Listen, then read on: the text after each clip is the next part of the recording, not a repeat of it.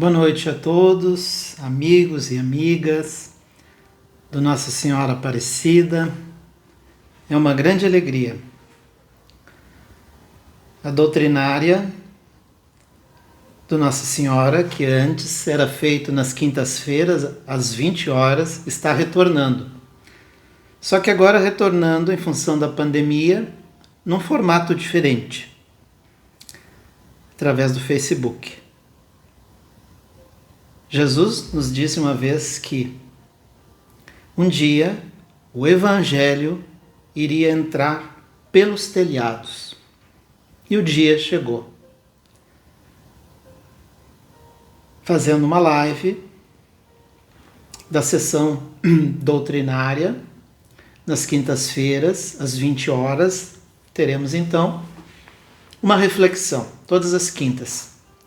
Nos sábados, agora em função da pandemia, o atendimento presencial está sendo feito somente no sábado à tarde, das 14 às 17 horas, com todos os cuidados que a saúde pública recomenda. Então, todos aqueles que necessitam do passe da água irradiada pela medicina invisível, do atendimento fraterno, podem vir no sábado, todos. Inclusive, outro dia eu conversava com uma colega de outra casa espírita e ela me disse como é que o médium que trabalha nas casas, agora a casa fechada, como é que faz? A casa que está aberta é o Nossa Senhora Aparecida e os médiuns de outras casas que quiserem vir, poderão vir, tomar um passe, conversar. Estamos aqui fazendo o trabalho que pode ser feito. Então hoje a nossa reflexão é sobre as dificuldades e os obstáculos da vida. Eu vou utilizar uma analogia, uma metáfora para podermos falar, dar introdução no nosso tema. Eu vou falar sobre o camelo.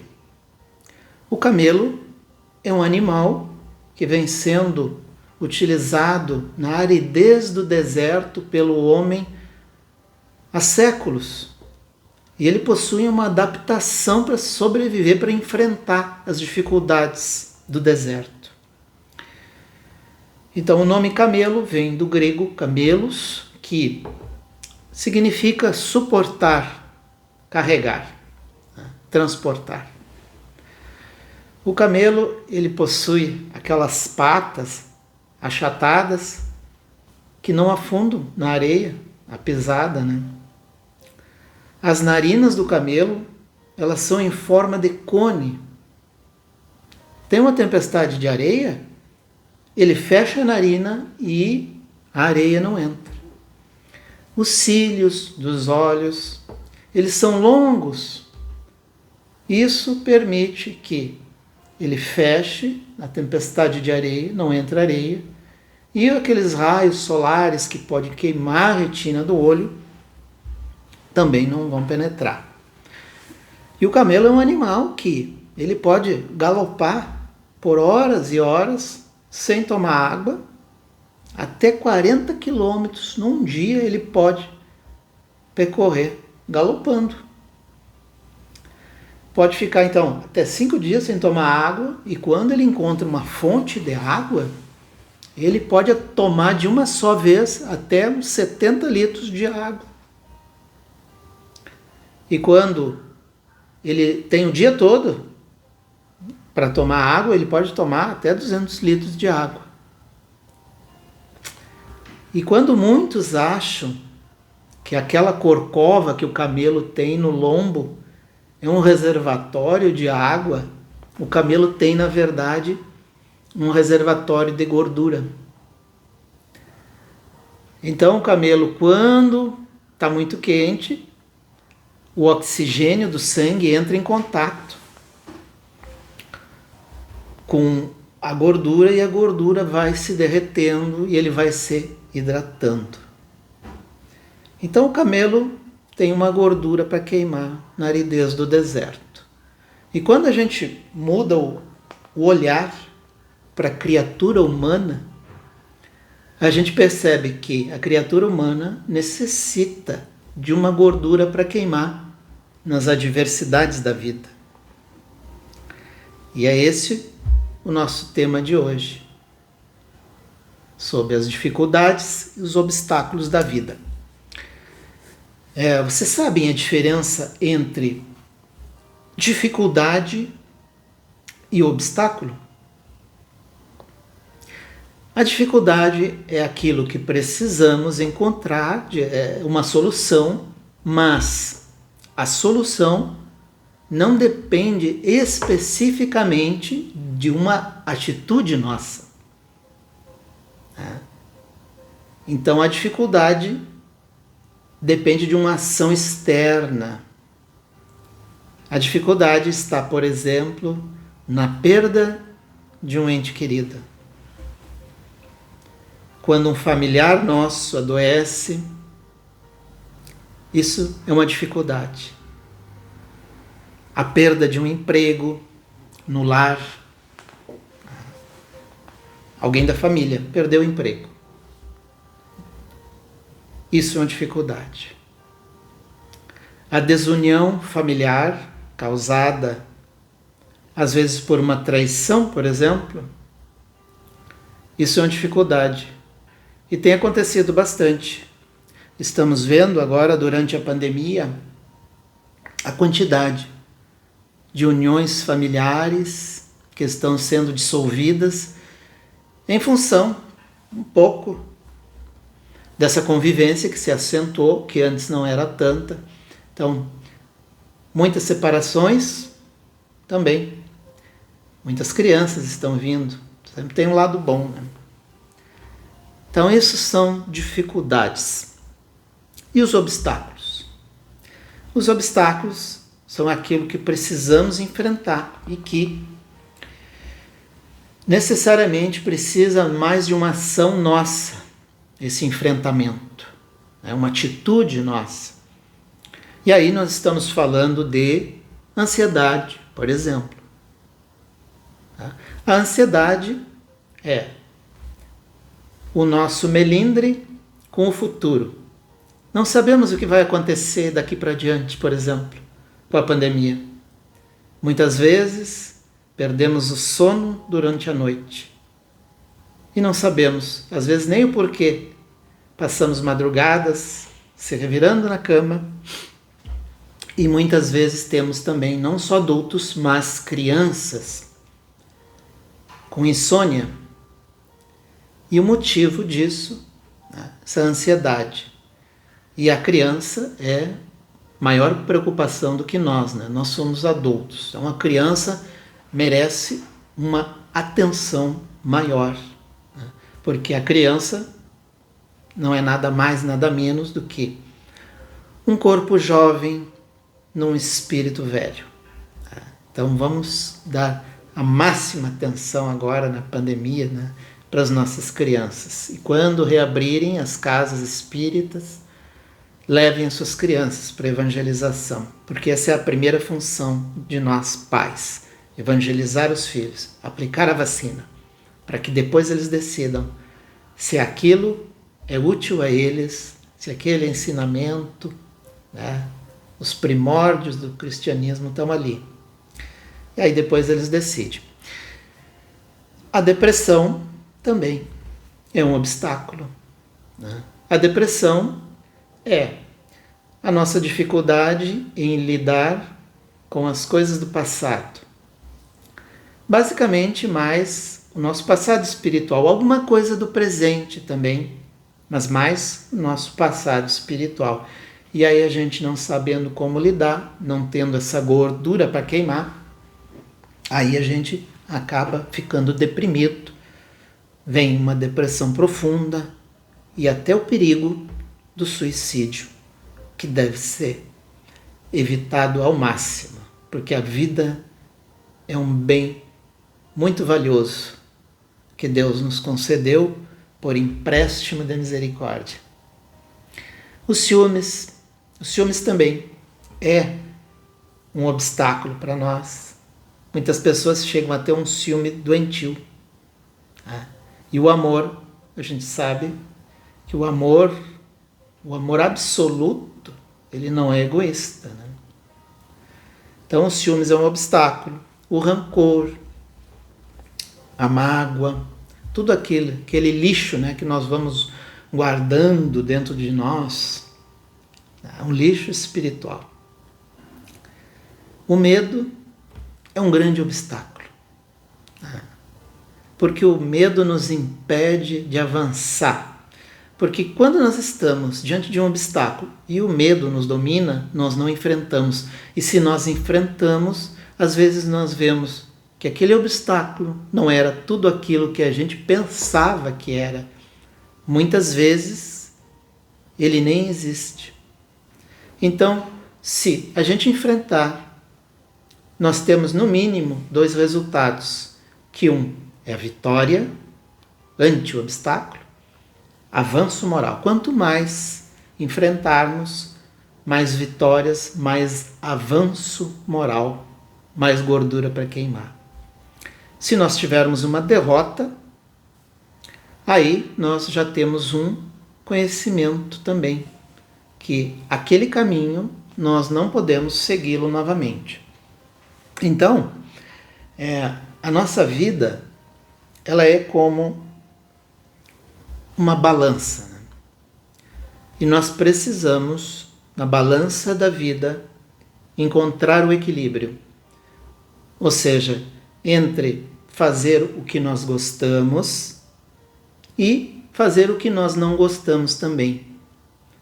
Esse é o equilíbrio. Não podemos também achar que a vida é só fazer aquilo que a gente gosta. É necessário buscar o equilíbrio para uma vida plena. Basta a gente procurar na natureza, por exemplo, os sinais da natureza como exemplificação.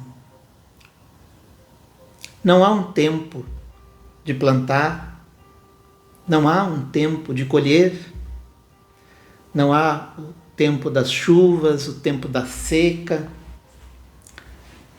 o tempo dos ventos.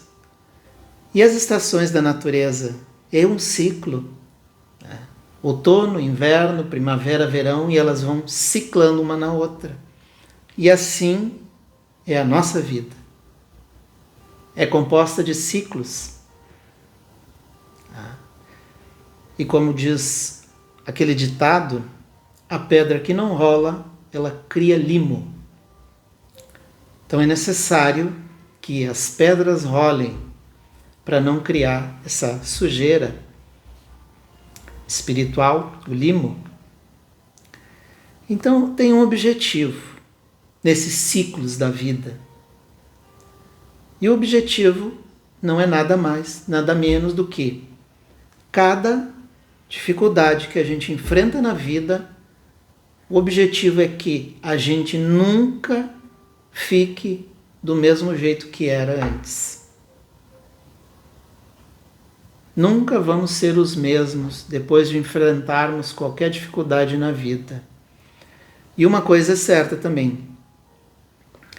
As dificuldades da vida, elas têm uma data e uma hora para acabar.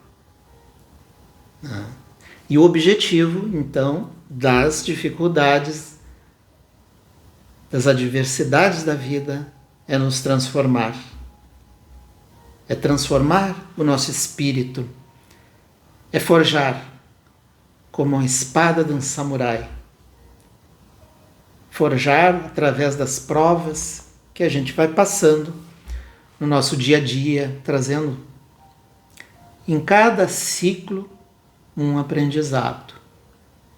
Então, fazendo essa analogia do camelo, que enfrenta as adversidades do deserto, nós vemos que para nós também, o ser humano, é preciso ter uma gordura para queimar na adversidade.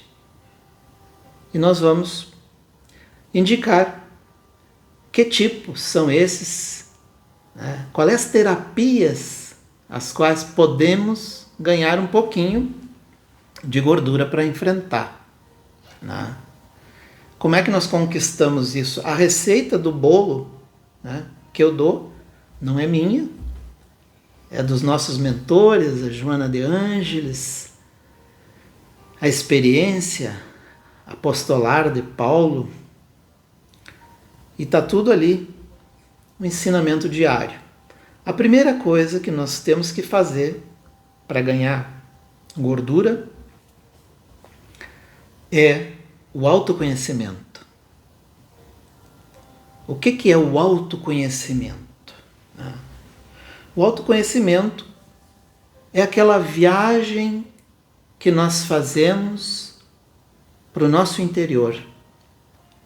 Então é recomendado que ao menos uma vez por semana façamos uma meditação. E nessa meditação, ao menos uma vez por semana, nós vamos nos conhecendo, né? Um autoconhecimento, onde a gente pergunta, né? Quem sou eu? Qual é o propósito da minha vida? Qual é a minha missão aqui na Terra? Né? Qual é o meu objetivo de vida? A minha vida, qual é o sentido que eu dou para a minha vida? Qual é a razão da minha vida? Muita gente diz, eu me levanto de manhã todos os dias, a minha razão é ir trabalhar. É a razão da pessoa. A razão da minha vida é a minha família, é cuidar dos meus filhos, da minha esposa, do meu esposo, cuidar do meu lar. A razão da minha vida é o trabalho na casa espírita. Eu não vivo sem o passe, sem trabalhar numa mesa, sem o atendimento fraterno. Então esse é o sentido da vida da pessoa. Cada um traz um sentido, né? Tem gente que é o sentido da vida, aquele almoço de domingo em família, depois no final de uma semana de trabalho, né?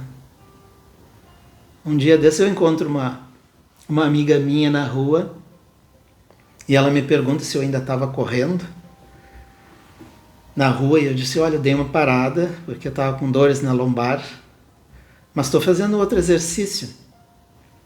E ela disse, eu sigo correndo, mesmo com dores. E ela disse, a minha cachaça é correr. E eu disse para ela, minha cachaça mesmo hoje é Jesus. E ela me olhou assim, que bom.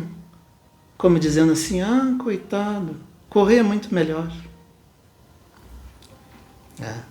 De que me adianta ganhar o mundo e perder a minha alma? Tudo na vida é equilíbrio. Podemos ter a razão da nossa vida, um esporte físico, correr. É muito importante a saúde do corpo físico. Mas o somatório de todo esse conhecimento é que nos dá essa gordura para enfrentar as dificuldades, né? Então, o autoconhecimento. Quanto mais conhecimento, menos obstáculos, menos dificuldades, mais fácil de enfrentá-los, né? A outra proposta de terapia que a gente oferece é o amor. É o amor-terapia. A caridade é a maior terapia que nós podemos fazer. É necessário que amemos, porque é através do amor, através desta renúncia, né, que nós conseguimos a nossa libertação. E como todo a caridade que liberta mesmo é aquela que tem um pouquinho de sacrifício. Porque uma caridade sem nenhum sacrifício, ela não eleva espiritualmente, né? Às vezes só dá 1 quilo de alimento, às vezes não surte o efeito necessário para acumular essa gordurinha.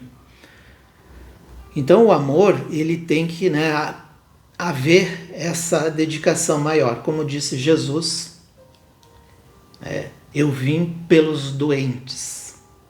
por que nós não podemos vir pelos doentes também? Muita gente às vezes pergunta, como é que eu faço caridade então?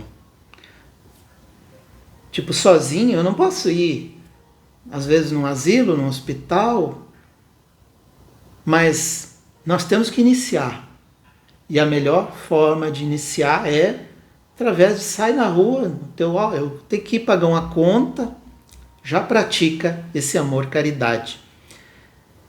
Experimenta começando por um bom dia, aquele bom dia que é na verdade um convite para dialogar.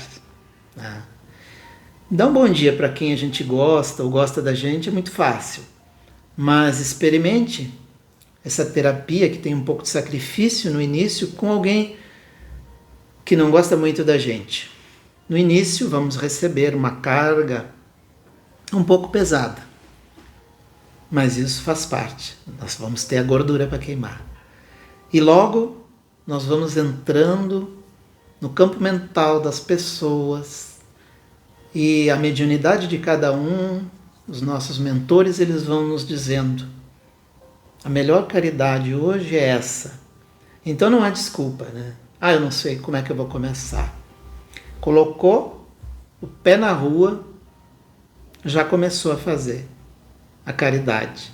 E nós somos sondados até que ponto nós vamos nos sacrificar um pouquinho, e tudo isso é aquisição de luz. Precisamos colocar a lâmpada à disposição da humanidade, não podemos esconder a luz. Por isso que Jesus disse: eu sou a luz do mundo, e ele veio trazer aquela luz que até hoje ilumina a escuridão, a nossa escuridão íntima principalmente. A outra terapia que indicamos é a fé. A fé é a nossa conexão com Deus, a ligação com a espiritualidade superior. É através desta fé que nós, usando aquela meditação no início, que a gente falou, que a gente vasculha o interior, o imo da nossa alma, e às vezes a gente se pergunta: como é que eu passei aquela dificuldade ontem? Uma dificuldade, um obstáculo semelhante ao de hoje. Que forças que me sustentaram? As mesmas forças que te sustentaram ontem, elas irão te sustentar hoje. Então esse é uma das terapias. Só que tem um pequeno detalhe. A fé, Jesus nos mostrou o caminho, que ele disse: sou o caminho, a verdade e a vida. E a exemplificação do Evangelho é quando um oficial do rei se aproxima de Jesus e disse: mestre, o meu filho está muito doente. Se não fores agora lá para curá-lo, ele irá morrer. E Jesus disse para ele: pode ir, teu filho já está curado. E esse oficial, um oficial do rei, que não conversava nunca com judeus, havia aquela separação dos povos, das línguas, que até hoje há. E aquele oficial, naquele momento, escutou aquilo e foi embora. Na metade do caminho, ele encontra outros colegas, amigos, que dizem para ele: o teu filho está curado, já está de pé em casa, vai lá. E aí é a lição que Jesus nos dá, que é preciso crer para poder ver. E é isso que eu tenho que dizer para vocês, principalmente nós, trabalhadores da seara do Cristo. É preciso crer para ver que as dificuldades de ontem, que o Cristo nos ajudou a passar através da fé, hoje, através da fé, no nosso modelo e guia, nós também receberemos a sustentação. Porque uma coisa é certa: aquele que consola será consolado. E uma outra terapia que indicamos, dentro do tempo que nos cabe, é a fé, a esperança. Então já tivemos ali o autoconhecimento, o amor, a fé, e agora nós indicamos a esperança. Como disse o apóstolo Paulo, a esperança, hoje, modernamente chamada de resiliência, que quer dizer suportar com esperança. E, buscando o Evangelho, o Mestre nos disse: tende bom ânimo, eu venci o mundo. Tende esperança. Se Jesus venceu o mundo, Jesus teria vindo na Terra se não tivesse a plena certeza de que nós, com bom ânimo, com esperança, não superaremos os nossos pequenos obstáculos e dificuldades? E é com essa esperança, com essa certeza no Cristo Salvador, que encerramos a nossa reflexão de hoje. Agradecemos a Deus a oportunidade, a cúpula espiritual da casa que nos conduz, e que todos possamos, em breve, estarmos mais próximos. Mas enquanto não chegar esse momento, é necessário que continuemos amando como Ele amou. Muita paz a todos e uma boa noite de muita proteção e luz.